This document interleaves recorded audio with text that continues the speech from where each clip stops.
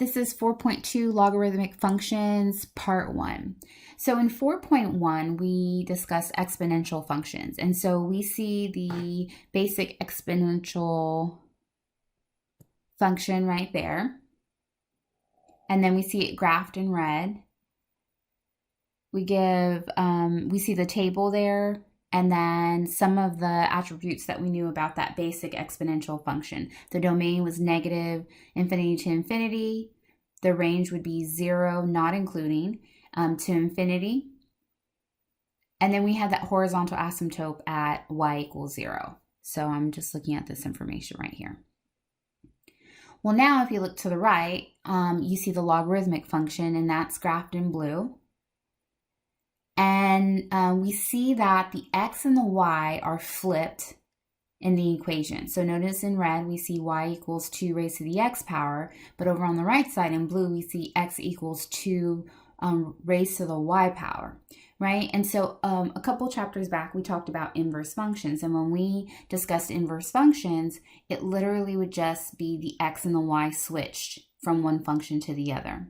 And so that's the relationship between exponential functions and logarithmic functions, is that they are inverses of each other. And you can see that by looking at the graph. So also look at the domain, the range, and the asymptote.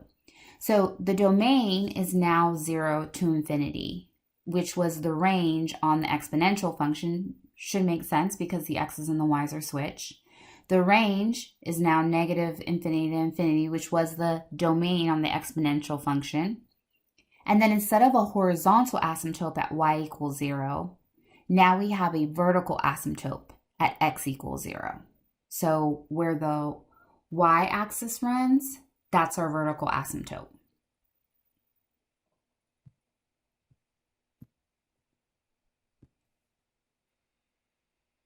So taking that logarithmic function from the previous slide, x equals 2 raised up to the y power. So remember, we switched it from the exponential function, which would be y equals 2 to the x power, right?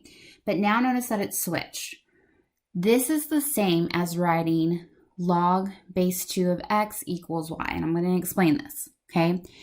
If I was trying to solve for an exponent, I want to know, well, what would 2 have to be raised to equal y?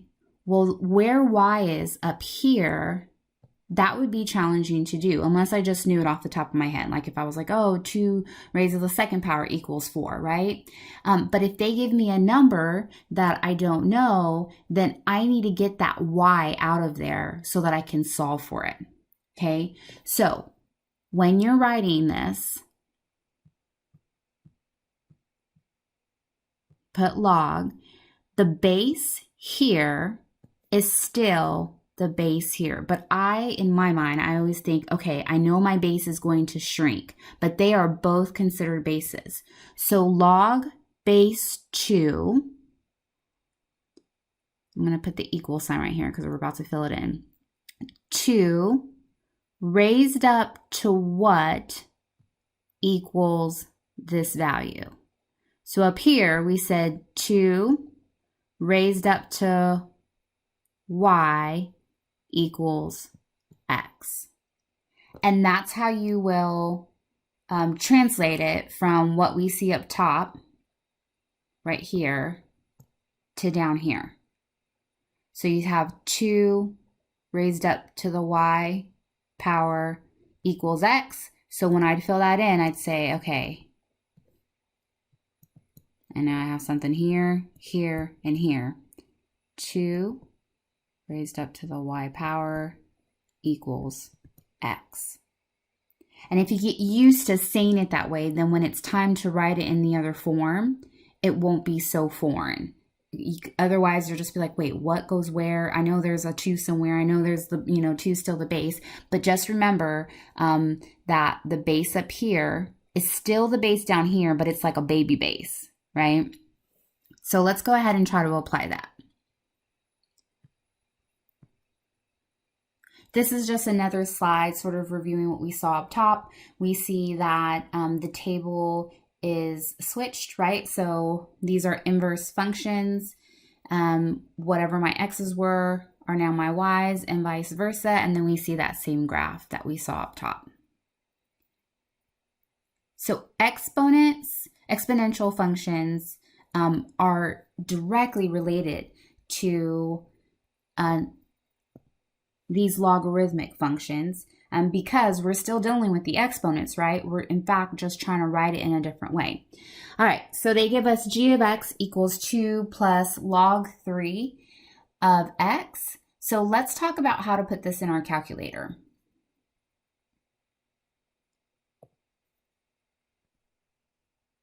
So going to graph these, I'm going to find my log in a different space than I would if I was just in that main portion of the calculator that we use just to like add, subtract, and all that. So from here, I'm going to press Option,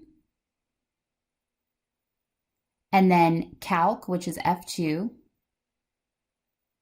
and then you see the log AB as the fourth option at the bottom of the screen, so F4. So let's do that again. See, and then it gives me, it shows log AB because it gives me what I can put in as my base and then my actual number, so, or my larger number. Okay, so let's go back. Let me delete this. Oh, it deleted it. Okay, ready? So we're gonna do Option, Calc, F2, and then log AB, F4. Okay, so we could enter this in. I didn't enter that 2 before, but I'll arrow back. So it's 2 plus, then log base 3 of x. All right. And then draw it. And there we go. So notice that on this picture right here, the blue graph right there, that would represent just log base of 3 of x, right? But this plus 2 is the same thing we've seen before, where it's affecting the y. So it just took my entire graph and it shifted it up 2 units. Okay, so that still applies. That the transformations that we learned about, that still applies when you see that going on. It's like, okay, there was like this basic graph. In this case, it was this basic logarithmic graph, and it shifted up 2 units because there was more going on, like in this case, the plus 2 or the 2 plus before it. Okay, so we graph it. Here they have us graphing the other one too on the screen. They show us the picture. And then they're like, okay, how does this look, right? So when we look at it, we see B shows that it shifted upward. So let me go back to the calculator. Let me exit out because we're going to do just log base 3 of x. So Option, Calc, F2, and then log AB, F4.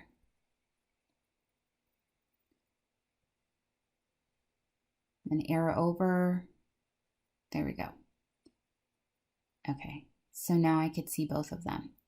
So you see the original one and then you see where it shifted up. If I go to my answer choices, answer choice A shows a shift to the left. Answer choice C shows a shift to the right. And then answer choice D shows a downward shift, right? So I would maybe, just so I could specify, like you saw on my calculator, I don't have the different colors. So I would maybe check which one actually shows up first. So maybe just graph log base of 3 of x and then graph the other one, as long as you're able to identify it, which one is which. All right, so let's talk about domain. My domain is 0 to infinity. right? Because remember, I have this asymptote now, this vertical asymptote. I went over a little bit, sorry. I have this vertical asymptote at x equals 0. And it didn't shift left or right because it wasn't in here with the x's, right? If I had +2 or -2 in there grouped in with my x, then that would affect my x. But that +2 or the addition of 2 is happening outside, so it's affecting my y, so it moved upward. So I still have that vertical asymptote at x equals 0. Domain is 0 to infinity. Range is still -infinity to +infinity. And then the vertical asymptote is still x equals 0. So same with 4.1, where a lot of this information is coming from you graphing it. You have to be able to interpret it. You have to be able to, figure out where do I even start in the calculator, right? But a lot of this is graphing it and then being able to pull that information from the calculator. All right, so now they say the graph of a logarithmic function is given, match the graph to its function. So I could graph each of these functions down here. I could just graph this in, and then graph this one in, and then graph this one in, graph this one in, and just check, okay, which one gives me the picture in the top right. But let me talk about this briefly, going back to the transformations we talked about, right? So I know this change right here, that's happening outside of the housing with the x. So I know that that would be a change up or down. And then we have that subtraction in front of the log. So I know there's going to be a reflection there affecting my y. So that would be a reflection over the x-axis. This one over here, this would just be that basic logarithmic form. So I should be seeing something like this for that one. That'd be much closer. But passing through 1, 0, right? And then this one right here, the negative is in front of the x, so I would see it flip and go the other way. It would be reflecting over the y-axis because the x's are now flipped around. So you would see this if you graph it, but if you're able to identify it beforehand, then it can lead you to your answer a little bit quicker, and then you can graph it just to confirm. So this one right here works out on the second answer choice because I had that basic function of log base 5, but then x minus 1. So I know it's going to affect my x's. And remember, when it's grouped in with my x's, I'm going to actually do the opposite of what I would want to do. So instead of moving to the left, I moved to the right 1 unit. And so the answer would be the second one. Let's go ahead and graph it. Let's clear this out.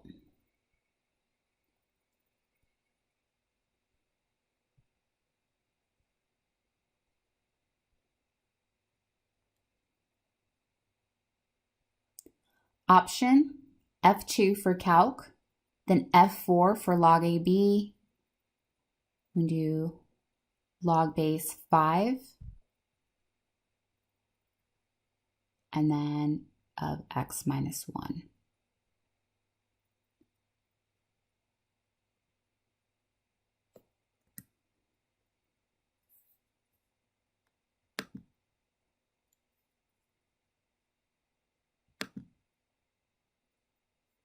And then we can scroll over and see that one.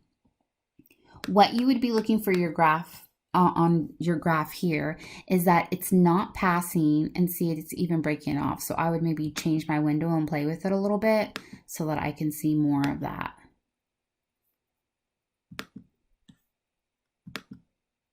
Not quite. Maybe if I made my y's a little bit less, or even my x's.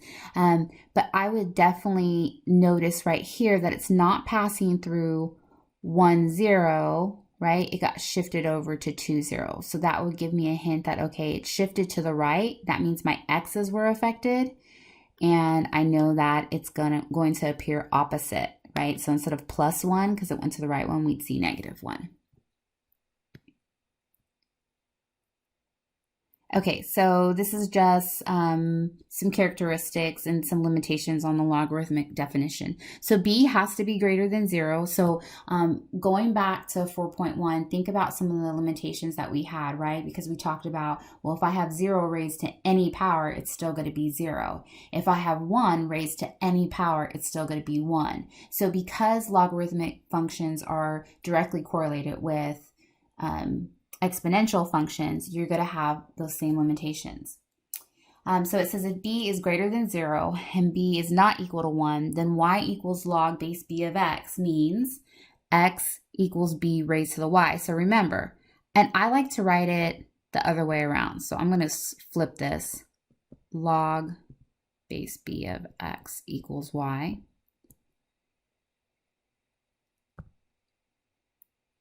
I like to do it that way so I can say, okay, I know my base is here. So that's it's a baby base there, right? But that's gonna be the big base when I change it. B raised to the y power will equal x. So then I would know to write b raised to the y power equals x. And isn't that what we have here? It's just flipped around. So on this question, when they ask us, oops, we have the answer on this. Okay, so when they ask us to write the equivalent exponential form, I'm going to say, okay, you can keep it this way. I just feel like I like it in the form here where she rewrote it, but log base 2 of m equals 8.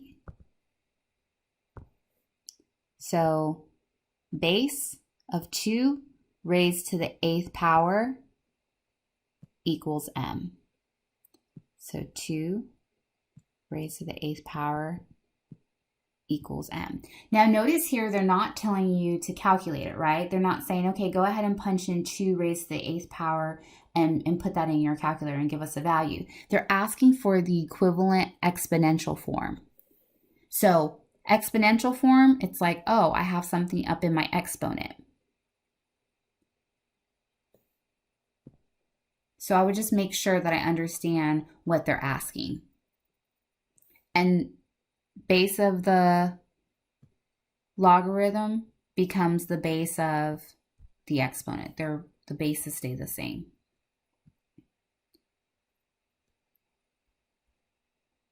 So let's see this again. Log base of 25 equals 2. That means that 5 raised to the 2nd power equals 25.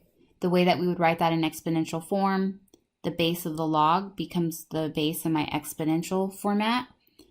5 raised to the 2nd power equals 25.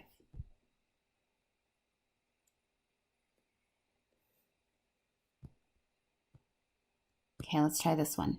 It says write the following equation in its equivalent exponential form. So again, understanding that verbiage that they're not asking you, okay, once I figure this out, what's the value if I can calculate it out. They just want to see it in its exponential form. So they want to see something raised up to an exponent equals something, right? So here's my base.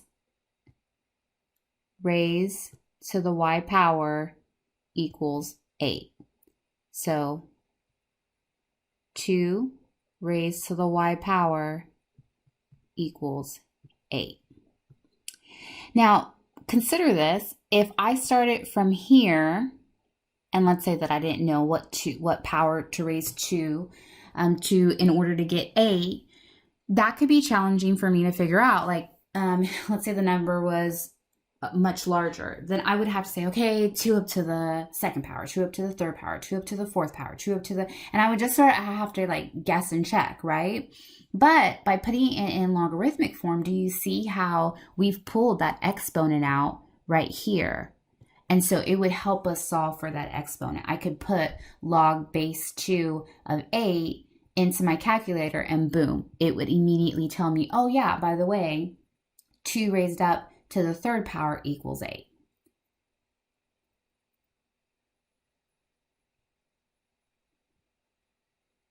Okay, so here we go, going backwards. They're saying write the equation in its equivalent equivalent logarithmic form. Okay, so they're giving it to us in exponential form right now, right? I have a number raised up to a power equals a value, right? So remember that my base stays my base. And remember over here, it was some number raised up to a value equals this value, right? So let's just go ahead and fill it in using that. So my 3, that's my base. My base over here is still my base over here. So log base of 3 raised up to the second power equals 9.